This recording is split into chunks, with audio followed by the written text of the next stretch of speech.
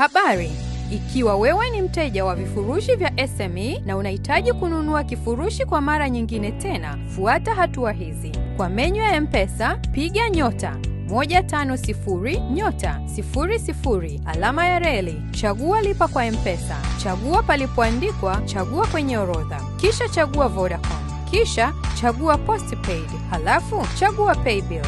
Weka namba ya account na weka kiasi na kifurushi unachotaka. Kamilisha muamala kwa kuweka namba yako ya siri ya M-Pesa. Au unaweza kutumia menyu ya moja kwa moja ya vifurushi vya SME kwa kupiga *149*01*77 alama ya reli, kisha chagua aina ya kifurushi unachotaka.